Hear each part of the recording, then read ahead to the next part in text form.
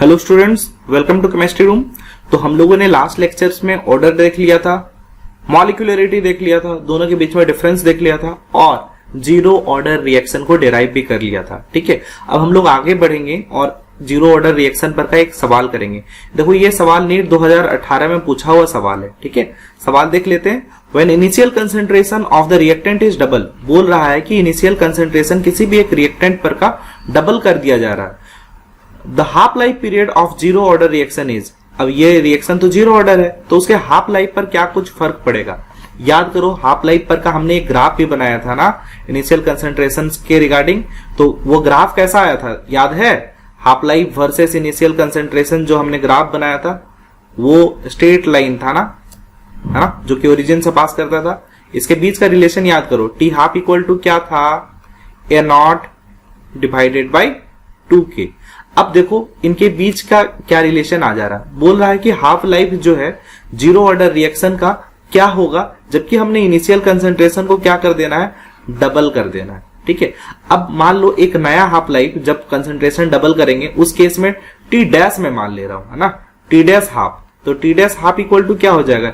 यहाँ पर ए नॉट को मैं डबल कर दूं तो क्या हो जाएगा? 2a not upon 2k। ठीक है, अब जरा ध्यान दो, ए नॉट अपॉन 2k को हमने क्या माना था? टी हाफ ना बच्चे। तो यहां पर से तुम लिख नहीं सकते हो t dash half equal to 2 into t half. तो हमें क्या नजर आ रहा है कि डबल अगर हम लोग रिएक्टेंट के कंसेंट्रेशन को करें, इनिशियल कंसेंट्रेशन को करें, तो टी हाफ भी डबल हो जा रहा ना, मतलब कि ये डबल हो जाएगा। कितना आसान सा सवाल है। ठीक है, तो और भी इसमें बहुत सारे सवाल बनेंगे। एक्चुअली बात यह है कि सवाल जो भी आएगा वो मिक्स करके प्रॉब्लम्स का आएगा, मतलब बहुत सारे कॉन्सेप्ट उसमें मिक्स रहेंगे। तो हम लोग सबसे पहले क्या कर रहे हैं कि सारे कॉन्सेप्ट को ध्यान से देख ले रहे हैं, सारे कॉन्सेप्ट को पढ़ रहे हैं और उनके बाद इनका मिक्सचर ऑफ प्रॉब्लम्स करेंगे लास्ट में जब सारे कॉन्सेप्ट ओवर हो जाएंगे। ठीक है, तो चलो हम लोग नेक्स्ट आते हैं फर्स्ट ऑर्डर रिएक्शन का। फर्स्ट ऑर्डर रिएक्शन को डिराइव करते हैं। जरा ध्यान रखना बच्चे, ये बहुत ही ज्यादा इंपॉर्टेंट है। मैं यहां पर VVI लिख दे रहा हूं। एक्चुअली जो भी कॉम्पिटेटिव एग्जाम दोगे आप, चाहे जेई दोगे, चाहे आप नीट दोगे, इवन बोर्ड के एग्जाम्स के लिए भी ये बहुत ज्यादा इंपॉर्टेंट है। Maximum time first order reaction पर से ही सवाल आते हैं। ठीक है, तो हम लोग फर्स्ट ऑर्डर रिएक्शन को पहले डिराइव करेंगे और उसमें प्रॉब्लम्स देखेंगे कि किस तरह के पूछे जाते हैं, है ना। फर्स्ट ऑर्डर रिएक्शन, मान लो बच्चे कोई एक रिएक्शन है, आर्बिट्ररी कोई भी रिएक्शन हमने ले लिया जहां पर से ए का बी का फॉर्मेशन हो रहा है ना, ए से बी का फॉर्मेशन हो रहा। अब टी इक्वल टू 0 पर मान लो इसका इनिशियल कंसेंट्रेशन जो था वो ए नॉट था और बी क्योंकि रिएक्शन स्टार्ट ही नहीं हुआ तो ये नहीं बना, इसका कंसेंट्रेशन 0 हो गया। अब t equal to t time पे मैंने मान लिया इसका कंसेंट्रेशन 80 है। ठीक है, और इसका कंसेंट्रेशन उस केस में क्या हो जाएगा? बीटी। यहां पर देखो 80 का कंसेंट्रेशन पक्के तौर पर ए नॉट से कम होगा क्योंकि यहां पर ये रिएक्टेंट धीरे धीरे प्रोडक्ट में कन्वर्ट हो रहा है ना, तो रिएक्टेंट पर का कंसेंट्रेशन क्या होगा? कम होता रहेगा। तो आपको पता है ना, जब हम लोग रेट एक्सप्रेशन लिखते हैं, रेट लॉ लिखते हैं, उस केस में यहां पर रिएक्टेंट के साइड में एक नेगेटिव साइन लगाते हैं ताकि रेट पॉजिटिव में कन्वर्ट हो पाए। तो minus of D a upon D T से हम लोग रेट को रिप्रेजेंट करेंगे। और क्योंकि ये फर्स्ट ऑर्डर रिएक्शन है तो देखो हम लोग लिख सकते हैं ना minus d a upon D t equal to क्या?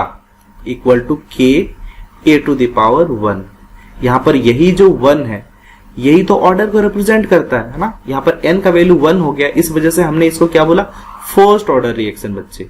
ठीक है, इसका पावर क्या हो जाएगा? 1। ये एक्सपेरिमेंटली डिटरमाइंड होता है हमेशा, है ना। अब अगर मान लो ये जो रिएक्शन है तो देखो यहां पर minus d upon D t equal to k a to the power 1, हम लोग इसको क्या बोलेंगे? Differential rate equation. ठीक है, क्योंकि ये डिफरेंशिएशन के फॉर्म में है ना, तो इसको क्या बोलेंगे? Differential rate equation. ठीक है, डिफरेंशियल रेट इक्वेशन हो जाएगा ये। अगर हमें मान लो इस डिफरेंशियल रेट इक्वेशन से इंटीग्रल रेट इक्वेशन चाहिए तो हमें क्या करना पड़ेगा? इंटीग्रेशन करना पड़ेगा। तो उसके लिए क्या करना पड़ेगा? जो भी सेम टाइप पर के वेरिएबल है उसको एक साथ में ले आएंगे। तो minus of D a upon यहां पर क्या होगा? ए। ठीक है, इक्वल टू, और हम लोग क्या लिख सकते हैं बच्चे? इक्वल टू लिख सकते हैं के डी टी। क्या करेक्ट है ना? अब देखो minus d upon a equal to k d t. अब हमारा एक साइड में एक टाइप पर का वेरिएबल आ गया। अब हम लोग यहाँ पर इन दोनों जगहों पर इंटीग्रल साइन लगा सकते हैं। अब इंटीग्रेशन करेंगे कहां पर से? तो देखो at t equal to 0 initial concentration क्या रहा था? A not.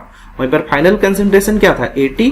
और यहां पर इसको भी हम लोग बोल सकते हैं 0 से कहां तक जाएगा? ये टी तक जाएगा। अब आपको पता है ना integral of dx by x क्या होता है, ln x, तो वो फॉर्मूला हम लोग लगा रहे हैं, है ना। तो इसको अगर हम लोग इंटीग्रेट करेंगे तो क्या हो जाएगा, ln a हो जाएगा ना, ln a यहाँ पर, और अपर लिमिट क्या हो जाएगा 80, लोअर लिमिट क्या हो जाएगा a0, और इक्वल टू, अब देखो यहाँ पर बाहर में एक नेगेटिव साइन भी है, ठीक है, इक्वल टू क्या हो जाएगा, देखो k तो कांस्टेंट है वो बाहर निकल जाएगा, और इंटीग्रल ऑफ dt क्या हो जाएगा t, ठीक है। यहाँ पर अपर लिमिट क्या है t और लोअर लिमिट क्या है 0, ठीक है। अब इसको अगर आप सॉल्व करोगे तो इसको सॉल्व करोगे तो क्या हो जाएगा, माइनस ऑफ ln 80, देखो माइनस को मैं कॉमन ले रहा हूं ना, माइनस ऑफ क्या हो जाएगा ln a0 होगा, इक्वल टू क्या हो जाएगा यहाँ पर से k, अब ये क्या हो जाएगा t माइनस 0, तो t माइनस 0 क्या हो गया t। अब इसको और हम लोग क्या लिख सकते हैं, minus of ln 80 upon a0 हम लोग लिख सकते हैं, इक्वल टू kt। अब देखो माइनस को मैं इस साइड ले आया, अब माइनस को मान लो मैं अंदर ले आया, तो उस केस में क्या हो जाएगा, ये पावर में चला जाएगा। आपको पता है ना log of m to the power n equal to क्या होता है, n log m, तो उसको हम लोग लिख सकते हैं ln 80 अपॉन a0 का पावर क्या हो जाएगा यहाँ पर -1 इक्वल टू kt, ठीक है। अब देखो फिर से यहां पर से और हम लोग क्या लिख सकते हैं, अब देखो ये पावर -1, तो इसको हमने उलाट कर लिख दिया, तो इसको हम लोग लिख सकते हैं ln a0 upon 80 equal to kt, ठीक है। तो हमारे पास मान लो ये एक एक्सप्रेशन मिल जाएगा। अब देखो ln में क्योंकि बेस e होता है और हम लोग ये इसको बोलते हैं नेचुरल लॉगरिथम, ठीक। अब मान लो हमें ln को log में कन्वर्ट करना है, मतलब बेस 10 की मैं बात कर रहा हूं, तो आपको पता है ना इसके लिए मल्टीप्लाई करते हैं किससे, 2.303, है ना। तो हम लोग क्या लिख सकते हैं, 2.303 log ऑफ, अब ये log में कन्वर्ट हो जाएगा a0 upon 80 equal to kt, ठीक है। ये हमारा फाइनल एक्सप्रेशन है और बहुत ही यूजफुल है। फिर हम लोग यहाँ पर क्या लिख सकते हैं, और देखो t इक्वल टू k इस साइड ले आए तो हम लोग लिख सकते हैं 2.303 upon k log of a0 upon 80, ठीक है। ये बहुत ज्यादा इंपॉर्टेंट फॉर्मूला है। यहाँ पर कई बार क्या होगा, k का वैल्यू दे रखा होगा, t का वैल्यू पूछ रहा होगा, और a0 और 80 दे रखा होगा। तो कुल मिला जुला के हमें इस इक्वेशन से बहुत सारे प्रॉब्लम सॉल्व करने हैं, ठीक है। ये इक्वेशन VVI है, मैं यहाँ पर वेरी वेरी इंपॉर्टेंट लिख रहा हूं, इसको आपको मगअप कर लेना है, ठीक है।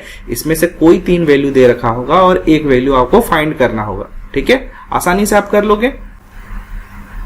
तो इसी बात को यहां पर भी लिख रखा है ना, -dA upon dt equal to k a to the power 1, यही तो ऑर्डर को बताएगा, ठीक है। अब a को इस साइड हम लोग ले आए तो -dA upon a equal to k dt, ठीक है। अब क्योंकि ये तो डिफरेंशियल इक्वेशन के फॉर्म में है ना, अब हम लोग इसको कन्वर्ट करेंगे, इंटीग्रेशन लेंगे। तो इंटीग्रेशन हमने ले लिया, lower limit a0 upper limit 80 minus of dA upon a equal to k dt, integration कहां से, 0 से लेके t तक। अब मैंने बताया था इंटीग्रेशन ऑफ 1/x dx क्या होता है बच्चे, ये होता है ln x ना। तो यहाँ पर देखो ln a, अपर लिमिट यहाँ पर 80, लोअर लिमिट a0, ठीक है, और बाहर में एक नेगेटिव साइन इक्वल टू, देखो ये k बाहर आ जाएगा तो क्या बच जाएगा dt का इंटीग्रेशन करोगे तो t आएगा, lower limit 0 upper limit t equal to क्या हो जाएगा, देखो यहाँ पर माइनस बाहर में लिख रखा है, और इक्वल टू हम लोग लिख सकते हैं ln 80 minus ln a0 equal to क्या हो जाएगा k, यहाँ पर t माइनस 0। अब देखो इसको और क्या लिख सकते हो आप लोग, यहाँ पर देखो माइनस के साथ मल्टीप्लाई कर दोगे ये, और इसको भी माइनस के साथ मल्टीप्लाई कर दोगे तो क्या आ जाएगा ln a0 minus ln 80 equal to क्या हो जाएगा, देखो यहाँ पर इक्वल टू kt हो जाएगा, ठीक है। वहीं पर अगर ln 80 का बात करें तो यहाँ पर और क्या लिख सकते हो, देखो ln 80 इक्वल टू हम लोग बोल सकते हैं, देखो ln 80 को हम लोग उस साइड ले गए, इक्वल टू क्या हो जाएगा ln a0 माइनस kt, हम लोग लिख सकते हैं ना ln a0 माइनस kt, ठीक है। तो इस तरह से हम लोग लिख सकते हैं। अब वहीं इसको अगर आगे सॉल्व करते जाएंगे तो देखो क्या हो जाएगा, ln यहां पर देखो अपर लिमिट 80 लोअर लिमिट a0, तो हम लोग ये लिख सकते हैं ln 80 माइनस ln a0, और आपको पता है ना ln a minus ln b क्या होता है, ln a बाई b, तो वो फॉर्मूला लगा दिया हमने। तो यहां पर लिख सकते हैं ln 80 upon a0 equal to क्या हो जाएगा kt। अब देखो इसको ये नेगेटिव साइन क्योंकि अंदर जाएगा तो ये क्या हो जाएगा पावर -1, और पावर -1 मतलब क्या हो जाएगा ln a0 upon 80 equal to क्या हो जाएगा kt। अब देखो ln को log में कन्वर्ट कर दिया है तो क्या हो जाएगा 2.303 log of a0 upon 80 equal to kt। अब यहां पर से t इक्वल टू क्या हो जाएगा, देखो यहां पर से k अपोजिट साइड चला जाएगा और देखो ये नीचे चला गया है ना, तो t equal to 2.303 upon k log of a naught upon at। ठीक है, अब हम लोग कुछ ग्राफ ड्रॉ करेंगे। देखो हमारे पास यहाँ पर एक एक्सप्रेशन है, अगर मान लो मैं एक ग्राफ ड्रॉ करूं जिसमें कि y एक्सिस में मान लो मैं ln at लूं और x एक्सिस में मान लो t ले, तो इस इक्वेशन को देखो हम लोग लिख सकते हैं y इक्वल टू, देखो ये कांस्टेंट टर्म है ना, तो इसके लिए मैंने लिख दिया c, और क्योंकि ये टाइम वेरिएबल है तो यहां पर हम लोग क्या लिख सकते हैं, प्लस mx। अब देखो y equal to mx plus c के फॉर्म में है। y एक्सिस में हमने क्या रखा है, ln t। ठीक है, ln t y एक्सिस में रखा, x एक्सिस में हमें क्या रखा, t। अब देखो यहां पर स्लोप आपको क्या नजर आ रहा है, माइनस ऑफ k, तो देखो यहां पर डिक्रीजिंग टाइप पर का ग्राफ होगा, डिक्रीजिंग स्लोप जाएगा, है ना। अब मान लो t इक्वल टू 0 आपने रख दिया, उस केस में ln at का वैल्यू क्या हो जाएगा, ln a नॉट। तो देखो t इक्वल टू 0 पर ये वैल्यू क्या हो गया, ln a नॉट, है कि नहीं। अब देखो ये वैल्यू ln a नॉट है, और उसके बाद ये धीरे धीरे t के बढ़ते के साथ ही वैल्यू क्या होता जाएगा, डिक्रीज होता जाएगा। कितना आसान सा बात है ना। तो ये कर्व हमने बनाया ln at वर्सेस t का।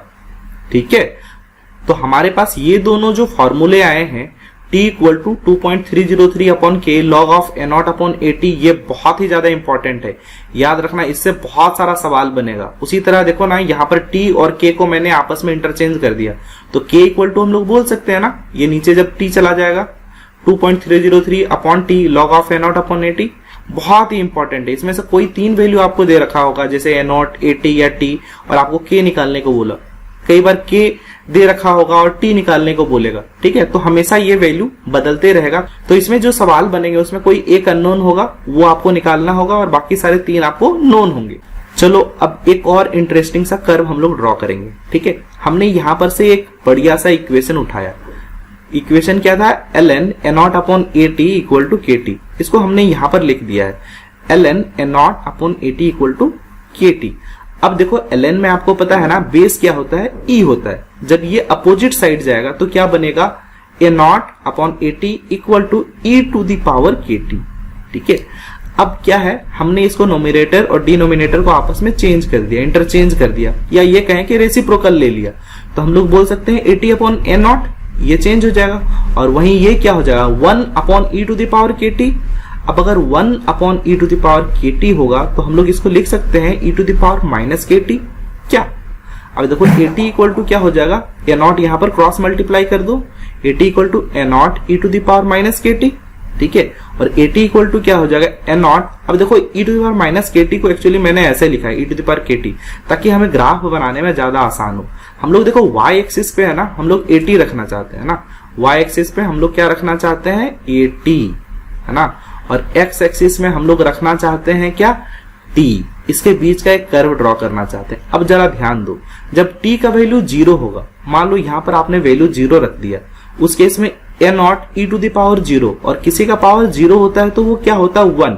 इसका मतलब at का वैल्यू क्या हो गया, a not into 1, and that is a not. तो यहां पर मान लो कोई एक पॉइंट है जो कि a नॉट है।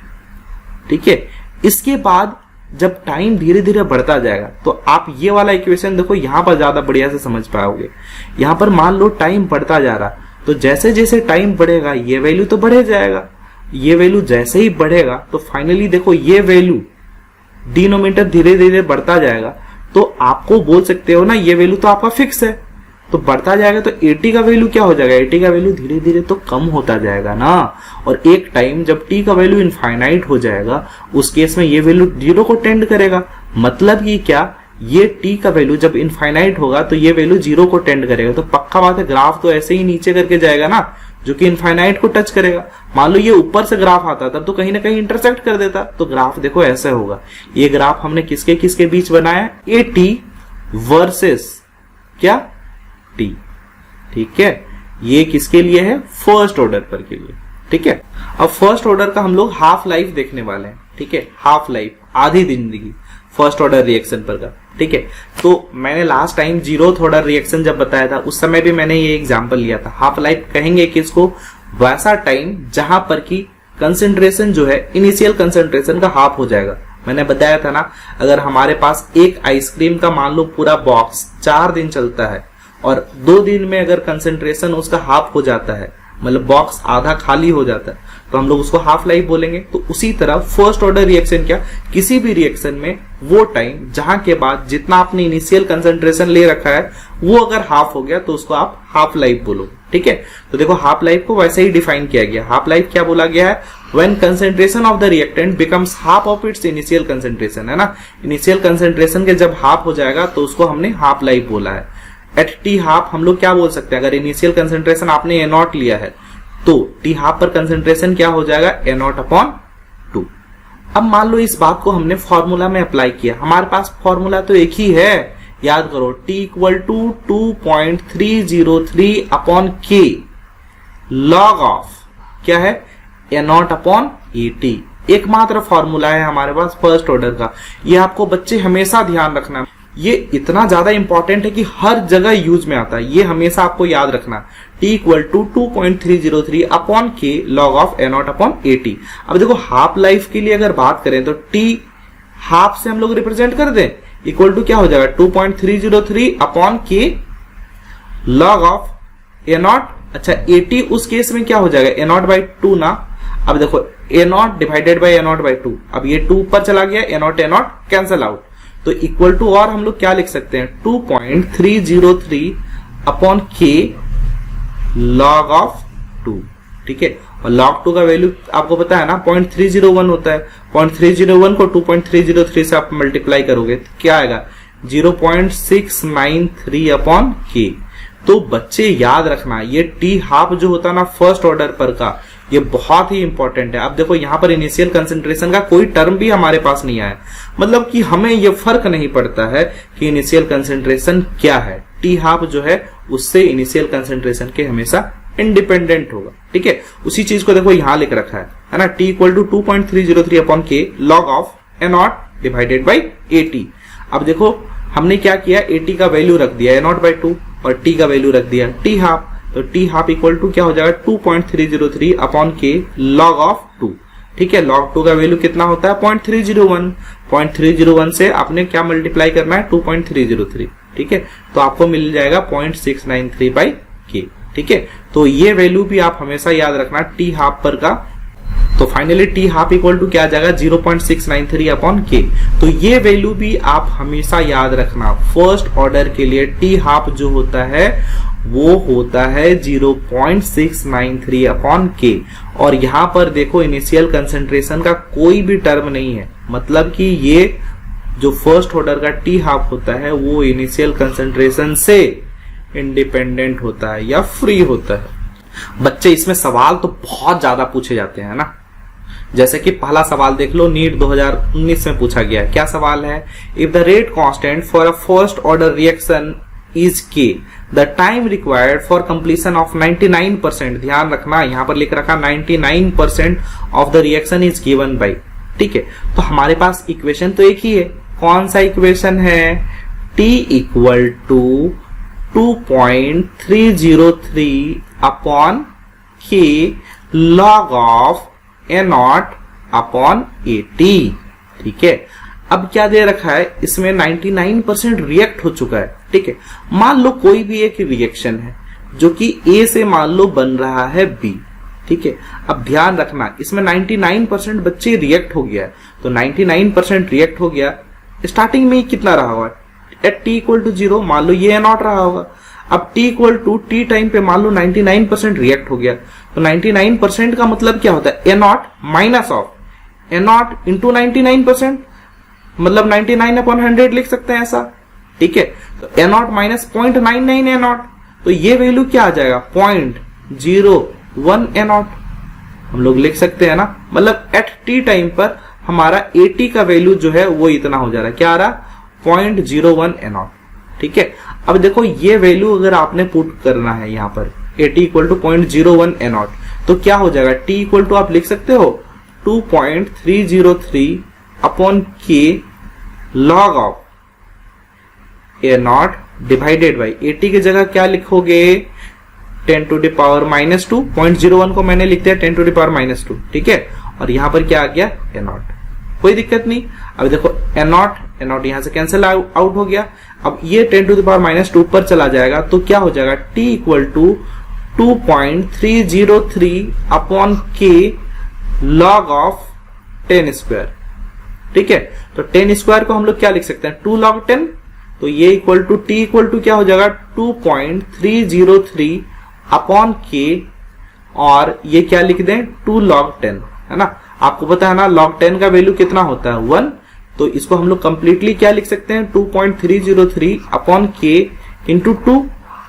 अब ये वैल्यू कितना आ गया, 2.303 को आपने 2 से जब मल्टीप्लाई किया तो ये आ जाएगा 4.606 अपॉन k।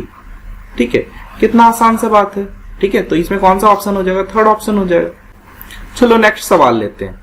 बोला a first order reaction has a specific reaction rate of 10 to the power -2 second inverse. मतलब k का वैल्यू दे रखा भाई, k का वैल्यू हमारा कितना दे रखा है, 10 टू द पावर -2। ठीक है, ये देखो k का वैल्यू हमने दे रखा है। How much time will take for 20 gram of the reactant to reduce 5 gram. बोल रहा है कि 20 ग्राम आपने इनिशियल कंसेंट्रेशन लिया था, जो कि बाद में कितना हो गया, 5 ग्राम। देखो कितना आसान सा सवाल है, ये सब सवाल पूछता है नीट 2017 में। अब देखो ये हमारे पास फॉर्मूला तो एक ही है फर्स्ट ऑर्डर के लिए, क्या है, t equal to 2.303 upon k log of n0 divided by 80। ठीक है, अब देखो यहाँ पर k पर का वैल्यू दे रखा है आपको, है ना, तो सीधा वैल्यू पुट कर दो, ये आ जाएगा 2.303 अपॉन k का वैल्यू क्या दे रखा है, 10 टू द पावर -2। ठीक है, अब log ऑफ n0 पर का भी वैल्यू दे रखा है, n0 का वैल्यू क्या दे रखा है, 20, और 80 का वैल्यू दे रखा है कितना, 5। अब देखो ये कितना हो जाएगा, 4, 5 4 जा 20। ठीक है, इसको और सिंप्लीफाई करोगे तो क्या लिखोगे, 2.303 divided by 10 to the power -2 log of 4। ठीक है, तो log 4 को क्या लिख सकते हो, 2 टू द पावर 2। इसको और क्या लिख सकते हो, 2.303 upon 10 to the power -2 into, ये क्या लिख सकते हैं, 2 टू द पावर 2 को 2 log 2 ऐसा लिख सकते हैं। अब और इसको क्या लिख सकते हैं, equal to 2.303 upon 10 to the power -2 into 2 log 2 का वैल्यू कितना होता है, 0.301। अब आपने क्या करना है, इन सबको मल्टीप्लाई कर देना है। तो आपको देखो 2.303 इंटू 2 इंटू 0.301 करोगे तो आपको मिल जाएगा 1.386, है ना, divided by 10 to the power -2। तो चलो ये ऊपर चला जाएगा, 10 टू द पावर 2 हो जाएगा, मतलब ये कितना हो जाएगा, 138.6 सेकेंड। ठीक है, कितना आसान सवाल है, देखो ये सेकेंड हो जाएगा। चलो नेक्स्ट सवाल लेते हैं इस पर, है ना। सवाल है the rate constant for a reaction A to B is 0.6 into 10 to the power -3 मोल पर लीटर पर सेकेंड। चलो रेट कांस्टेंट मतलब K का वैल्यू हमें दे रखा है। ठीक है, if the concentration of A is 5m, बोल रखा है कि A का कंसेंट्रेशन 5m है, मान सकते हैं ये इनिशियल कंसेंट्रेशन है। Then concentration of B after 20 minutes, तो 20 मिनट्स के बाद कंसेंट्रेशन ऑफ B पूछ रहा है ना। A का कंसेंट्रेशन स्टार्टिंग में दे रखा है और 20 मिनट के बाद B का कंसेंट्रेशन पूछ रहा, बट इसमें कहीं भी इसने मेंशन नहीं किया है कि ये किस ऑर्डर पर का रिएक्शन है। तो सबसे पहले हमें ये डिफाइन करना पड़ेगा किस ऑर्डर पर का रिएक्शन है। याद करो यहाँ पर K का वैल्यू दे रखा है, मैंने क्या बताया था एक बार कि K का जो यूनिट है ना, उससे हम लोग डिफाइन कर सकते हैं ये किस ऑर्डर पर का है। ठीक है, तो K का यूनिट क्या होता था, रेट कांस्टेंट का यूनिट मैंने एक बार आप लोगों को बताया था। आपको पता है ना K के यूनिट के लिए हम लोग क्या लिखते हैं, K इक्वल टू लिखते हैं mole to the power 1 minus n, litre to the power n-1 और सेकेंड इनवर्स। अब इस रेट को देखो, यहां पर क्या लिख रखा है, मोल का पावर यहां पर क्या है 1, इसका मतलब 1 माइनस n इक्वल टू क्या हो जाना चाहिए 1। अब साफ पता चल रहा है n का वैल्यू क्या हो गया है यहाँ पर 0, मतलब कि ये जीरोथ ऑर्डर रिएक्शन है। ठीक है, अगर जीरोथ ऑर्डर रिएक्शन है तो उसके लिए रेट इक्वल टू क्या लिखते हो, रेट इक्वल टू लिखते हो K और A का कंसेंट्रेशन टू द पावर 0, मतलब इसका कंसेंट्रेशन क्या रहे इससे कोई फर्क नहीं पड़ता है, रेट जो होना है वही होगा। ठीक है, अब बोल रहा है आप मान लो कोई एक आर्बिट्ररी रिएक्शन ले लो, है ना, A से B ये रिएक्शन दे रखा है। ठीक है, अब बोल रहा है स्टार्टिंग में ए का कंसेंट्रेशन कितना था 5, ठीक है। और बोल रहा है 20 मिनट के बाद बी का कंसेंट्रेशन क्या होगा। यहां पर ए का कंसेंट्रेशन के बारे में कोई बात नहीं कर रहा।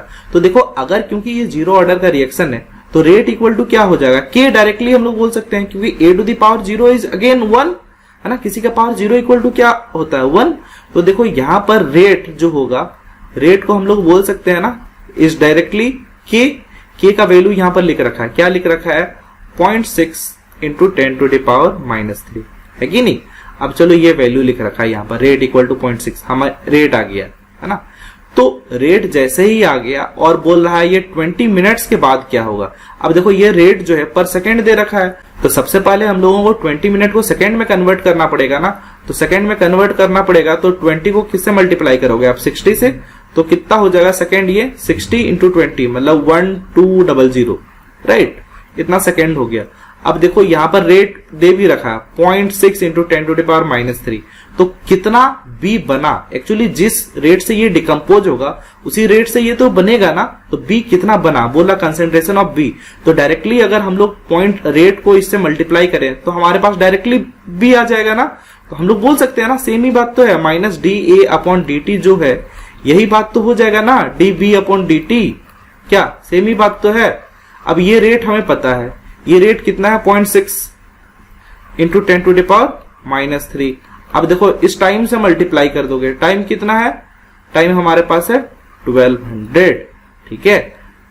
0.6 इंटू 10 टू द पावर -3 को आप 1200 से मल्टीप्लाई करो, ये मल्टीप्लाई करोगे तो वैल्यू आ जाएगा 0.720, ठीक है। इसका मतलब कि क्या आ गया, ये आ गया 0.72, ठीक है। आसान सवाल है। चलो एक और सवाल दे लेते हैं हम लोग, है ना। ये सवाल जेईई एडवांस 2014 पर का है। सवाल पढ़ते हैं। For the elementary reaction M2N, the rate of disappearance of M increases by a factor of 8, है ना। ये इंक्रीज हो रहा है upon doubling the concentration of M। जब M का कंसेंट्रेशन को आप डबल कर दे रहे हो ना तो इसका रेट जो है 8 टाइम्स इंक्रीज कर जा रहा है ना। The order of reaction with respect to M is, ठीक है। अब चलो हम लोग इसको सॉल्व करते हैं। तो सॉल्व करने के लिए हमारे पास जो कॉमन फॉर्मूला है वो तो आएगा ही, डी ए की जगह देखो यहां पर M लिखा हुआ है तो बोल सकते हैं minus of D M upon D T, है ना, इंटीग्रल फॉर्म में लिख लेते हैं।